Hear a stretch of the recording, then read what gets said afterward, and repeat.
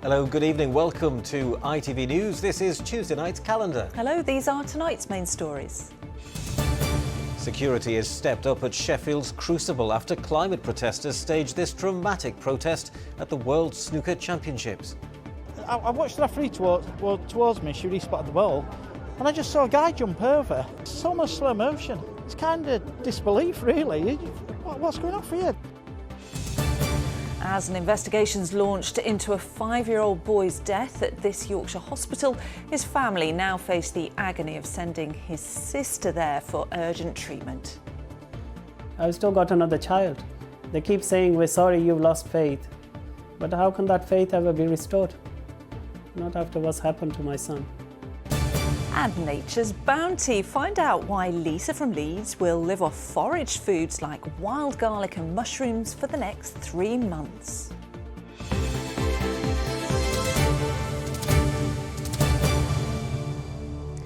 Hello and thank you for joining us. First tonight to security concerns after 2 climate protesters disrupted the World Snooker Championships in Sheffield.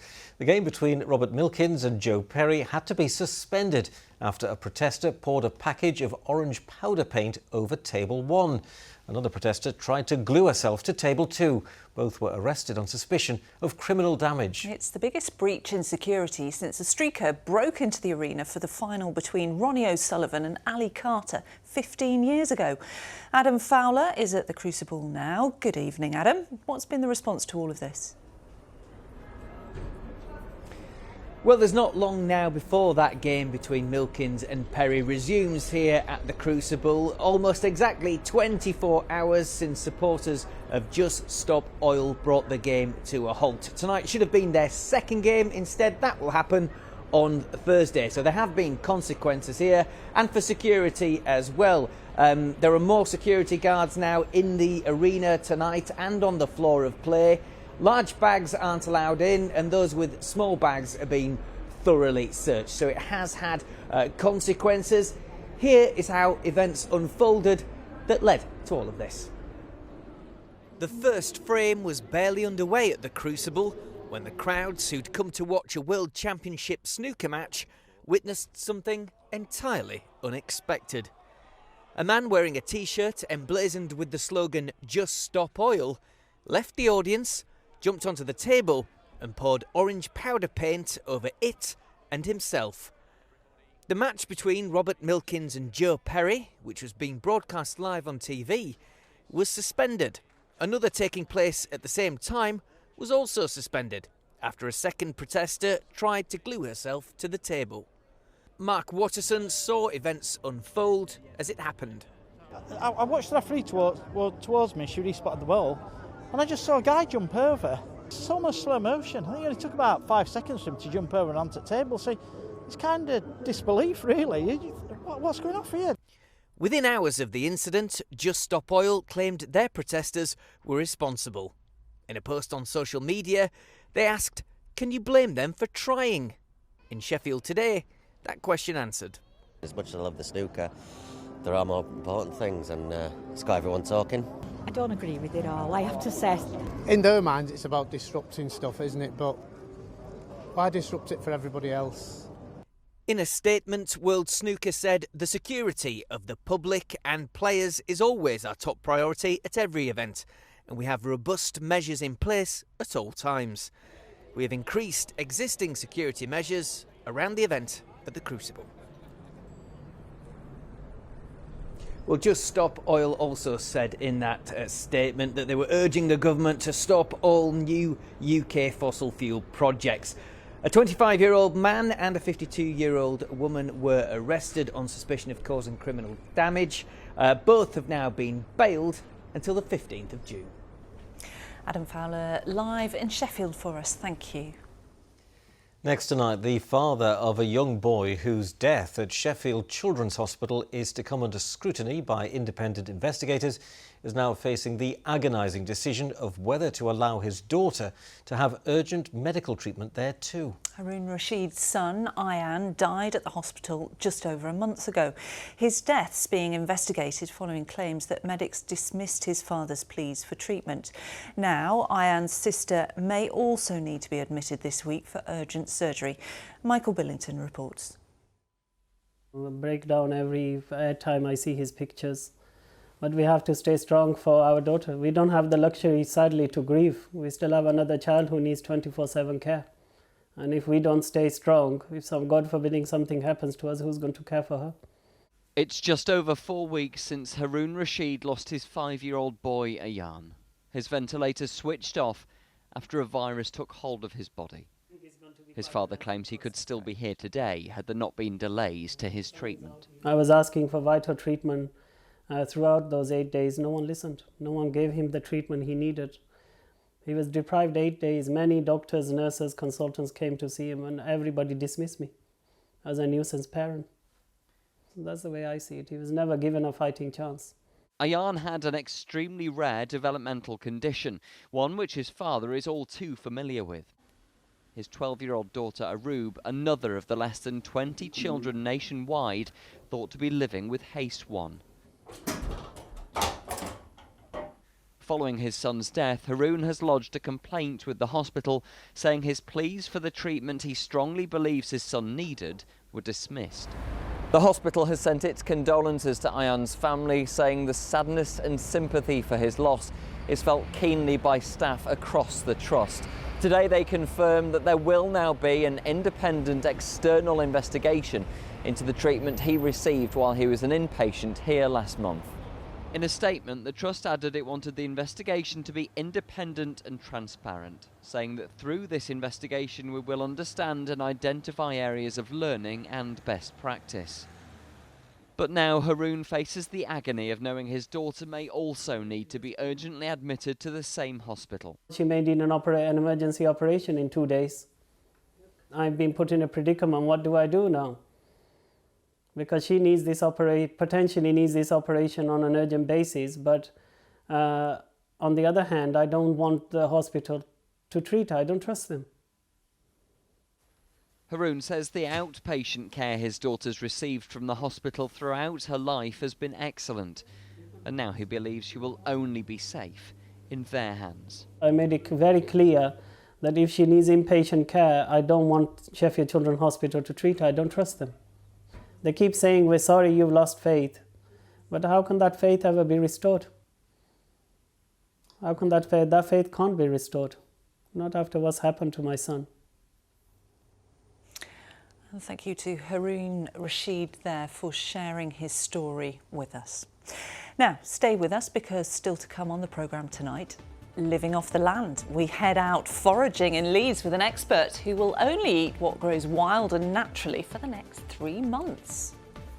And Ben Ash's photo pretty much sums up today's weather. Spring daffs, spring sunshine, but a keen and cool breeze. Where does that leave us for the rest of the week? All the detail a little later on. So to the rest of the day's news, and an inquest will be held to investigate how a man deemed low risk of serious harm by probation services went on to murder his partner and 3 children at a home in Killamarsh. Damien Bendel killed his pregnant partner Terry Harris, her son John Paul Bennett, daughter Lacey Bennett and friend Connie Gent in September 2021. Bendel, who had a history of violent offences, had been described by one probation officer as cold and calculated. A review of how the probation service handled Bendel prior to the murders found critical opportunities were missed. Meanwhile, the MP for Chesterfield has called for an investigation into Derbyshire's social services following the death of 10-month-old Finlay Bowden. He died with more than 130 injuries, and last week his parents were convicted of his murder. The trial revealed how there were missed opportunities to prevent his death and injuries were passed off as accidents by his parents. Derbyshire County Council says it will fully engage with the Safeguarding Practice Review. It is important that we recognise the tremendous pressure and shortage of staff that there is at social services, and that's why the investigation, I don't want to see it just lead to a single scapegoat. I want to see it investigate the entire Derbyshire Social Services Department. A new product that could revolutionise the way diabetics administer insulin is being developed, and it's needle-free. Sounds good. The research into an insulin spray is the first of its kind, and has the potential to change the lives of almost 500,000 people in the UK living with type 1 diabetes. Amrit Birdie has been finding out more. David McLeavy from Sheffield has lived with type 1 diabetes for just over 6 years. This means testing and injecting himself daily to manage his insulin levels, as unlike those without the condition, his body is unable to produce any insulin on its own. I use a small patch on the back of my arm called a Freestyle Libre, and that regularly monitors my blood glucose, so I know what my blood sugars are doing, whether they're high, whether they're low, or whether they're in range. And then I also use insulin that can be administered through an injection just into my stomach. So if my blood sugars are high, I take insulin to bring it down. If my blood sugars are low, I'll eat food to bring my blood sugar back up. He's one of 4.6 million people in the UK living with diabetes, and around 10% of these have type 1. And it's that 10% who rely heavily on insulin injections to manage the condition. It's a situation for lots of people living with diabetes that insulin in some form or other may have to be injected at some point. Say for people with type 1, then they start it straight away. If you're a child, if you're a parent with a young child, this can be a traumatic process. But now an alternative way to administer the drug without using any needles has been created and already tested on live cells with positive results. We have been working on this technology for the past 3 to 4 years, where we are able to package insulin in a format that is very accessible. It is absorbed through the buccal tissue, so it's sprayed into the mouth, and from the mouth it's absorbed into the blood circulation. The possibility of just being able to put a spray under your tongue and not have to have an injection is obviously huge. This also has major implications for the developing world, where you can't always get injections easily. The spray won't be offered on the NHS until it's been trialled and approved by a regulatory body. But the scientists working on it are convinced this new pain-free way of administering insulin will change the way type 1 diabetes is treated forever. Amrit Birdie, ITV News. Yes, that could make a huge difference to many people's lives, couldn't it? Now then, the ITV Evening News follows Calendar at 6:30. Here's Mary Nightingale with a look at what's on the programme. Coming up on the programme, another arrest in the police investigation into SNP finances. The party's treasurer becomes the latest politician to be questioned by detectives following a search at the party's HQ and Nicola Sturgeon's home. Also, prepayment energy meters can be force-fitted once again, but with new measures by the regulator to protect the over-85s. And find out why this award-winning photograph might not be all it seems. Do join me for those stories and more at 6:30. Now, on yesterday's calendar, we showed you Luke Whitehouse flipping and flying his way to gold in the men's floor final. Easy for me to say, at the European Gymnastics Championship in Turkey. Oh, it's not as easy as it looks, is it? Well, today his feet are firmly back on the ground as he's been welcomed back to his gym in Leeds, along with Harry Hepworth, who finished 4th. Arif Ahmed is there for us tonight. And Arif, I think it's fair to say it was a pretty warm welcome for our conquering heroes. Yeah, that's right, Ian. Welcome to Leeds Gymnastics Club, where there's quite a few classes still going on now, different people on different apparatuses, but as you say, around 100 or so of them gathered all together for a surprise welcome for Luke and Harry. It really caught them by surprise when they walked in a little earlier on. It gave them a rapturous reception. Let's take a quick look.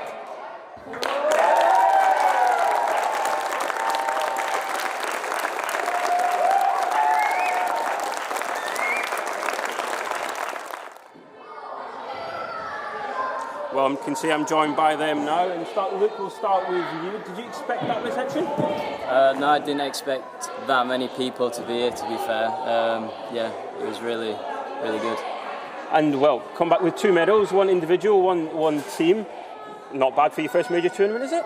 Yeah, honestly, I went out there with no expectations, really. I just went to have fun and enjoy myself and gain some experience, and I came away with being European champion, so I couldn't be happier, and it's still a bit surreal. Gymnastics quite easy then, isn't it? We make it look easy, I guess, but people don't see the hours and hours of training we put in behind the scenes. Now, congratulations to you. Harry, a 4th place finish with you, but you had a bit of an illness, didn't you? Yeah, I had an allergic reaction and went into anaphylactic shock. So it was a bit of a spanner in the works. A bit. Messed with my head a bit, but we still got the job done in the end. So. Yeah, and you're feeling better now, aren't you? Pretty much, yeah. Yeah, no, that's good. Congratulations. Well done to you as well. And Coach Andy, I mean, you must be so proud of these boys. Super proud of them, yeah. They do put a lot of hours in the week. They train very hard, and they deserve the achievements. They've done really well. And what, Leeds' relationship with gymnastics, they produce so much good talent. What's it down to? Something in the water maybe, I don't know, but now we've got a great bunch of coaches here, really good coaching team. We've got a really good grassroots gymnastics setup as well, so hopefully the stuff that the guys have done out at the Europeans will inspire some of the gymnasts here and maybe the wider community as well, and might see some new members joining the club. Yeah, well, they really have inspired. There's been plenty of pictures being taken here with some medals, but they've done exceptionally well, and I have to say the next generation of gymnastics here is looking very bright indeed. Oh, certainly is. Thanks very much indeed, Arif. That's great. Thank you. Congratulations to Luke and Harry. I'll tell you what, when we saw all that flipping and spinning and that, reminded of me of you coming to work in the morning. Did it really? Yeah, I've seen you in the car park. OK, then let's move on quickly. Kerry, save me. It's a good day to dance, especially when the sun is shining. It's been gorgeous today, hasn't it? Bit chilly, bit of a breeze, but absolutely brilliant. Blue skies, Ogden water here. A big thank you to Glyn Beck of Denham for sharing weather photos at ITV.com. Now, I mentioned last week, everything is starting to come to life. Birds are now nesting. But do you two know what this is? Oh. Big close-up here by Sean Marsden. No. It looks Not familiar, only it's a big one. Not sure. Chris Bland also spotted it in West Yorkshire. No. Well, twitchers from all over the country have been flocking to a very small spot in West Yorkshire to catch a rare glimpse of a black-crowned night heron. That's what it is. The birds, which usually migrate across the Sahara to Central and West Africa, have decided to venture further north to the banks of the River Calder near Ossett. Sightings in the UK are few and far between, but experts think they could happen more frequently. It is a rare occurrence, especially there's a pair of them, and that is really interesting to see a pair. And they are beautiful birds to see, and there is a chance that birds could stay around and nest this year in either Yorkshire or other areas of the country. Wow, is it a bit smaller than the heron that we're used to? Do you know what? I don't know, but because of climate change, because of our warming climate, we are much more attractive, even in Ossett on the River Calder. Why not? What's wrong with Ossett? How good is that? Also on the River Calder, Nigel was looking for a kingfisher, but he found a mink on the river. I know they're quite popular there. I think it's an American mink, sort of left over from the farming, which we don't do now. But a big thank you to Nigel for sharing. Now, I wanted to tell you that we're in the middle of spring already. It's been cooler, it's been wetter, and it's been duller. But the high pressure we've got over the next few days is staying with us. Yes, we've got that keen easterly, but we stick with the high pressure all the way through to the weekend when this little front might come to visit us. And of course, I've got the forecast a little later on. There you go. High pressure for a couple of days. OK, so we'll make the most of that for a couple of days. Yeah, why not? Great stuff. And if you're anything like me, food foraging means rooting around the back of the freezer when you desperately need some food, but not for Lisa Cutcliffe from Leeds. Yeah. It's her way of life. Well, I'm with you on the freezer front. But yes, Lisa is so good at living off the land. She's one of 26 people across the country taking part in a research project to find out the impact of eating only natural or foraged greens and foods. Our own hunter-gatherer, Fraser Maud, has been to meet her. So, Lisa, what have we got here? This is a sea of wild garlic. If you go down to the woods today, or any day come to that, it wouldn't be a big surprise to find Lisa Cutcliffe. Lisa has been foraging for natural ingredients for 20 years, so she certainly knows her onions, and her wild garlic, and her mushrooms, and her nettles, and, well, you get the idea. What can we do with our wild garlic once we've foraged it? Well, there's so much you can do with it, because you can eat everything above the ground, so the leaves, the buds, the open flowers, the seed pods. I make pesto, which I really enjoy. You can dry it and make flakes. You can lacto ferment it like sauerkraut. You can pickle these beautiful flower buds. It's just a wonderful resource, and it's around for several months. Lisa's culinary creativity with what she finds in nature's larder is being put to the test by a scientific research project she's taking part in, where she only eats foraged or natural foods for 3 months. It's called the Wild Biome Project, and it's about seeing what happens when modern humans in a modern UK diet change to more of a hunter-gatherer, pre-farming diet. And what happens to your gut microbiome, what happens to your hormones, what happens to your nutrition in your body. To be a successful forager, you need to know what you're looking for and where you might find it. Jelly ears. Jelly ears? What are these? This pile of deadwood sometimes produces these mushrooms. These are a really easily identifiable edible. I have to say, they don't look massively appetising to me. What are you going to do with those? These ones are best dried out because then when you rehydrate them, they absorb the flavour of whatever you're cooking them in. But the first rule of Forage Club... Learn the poisonous things first, the most poisonous fungi and the most poisonous plants. Then you know what to avoid before you start eating anything. And we've got a perfect example of that just here, haven't we? Because that to me looks like a celery or a parsley or something, but it's not, is it? This is one of the most poisonous plants in the UK. This is hemlock water dropwort, and you wouldn't need much to be very ill and or no longer with us. It sounds like a medieval poisoner's delight. Perhaps I'll give that one a miss then. As for Lisa, she says she isn't missing out on anything, but that doesn't mean she isn't looking forward to a cup of coffee and maybe even a slice of cake when the experiment is over. Fraser Maud, ITV News, Leeds. Wow. Have you ever had nettle soup? I haven't, no. Oh, it's quite Have you? nice. Oh, Yeah. you like it? Yeah. Oh, right, good. It's not Well, bad. it's good weather for foraging, don't you think? It Let's certainly find out is. from Kerry. Good visibility on the horizon. TIRI sponsors ITV Yorkshire Weather.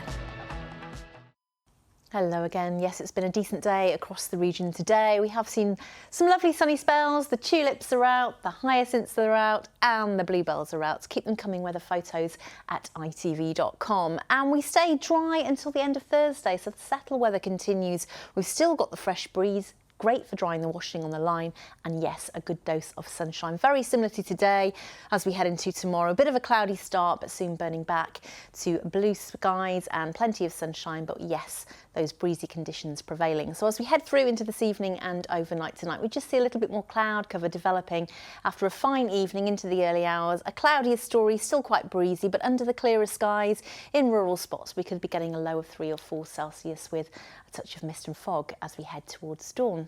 So there is sometimes as we head into tomorrow, 5:57, setting again later at around 14 minutes past 8. So tomorrow, don't be too disappointed with the morning cloud. It should soon lift and thin and burn back.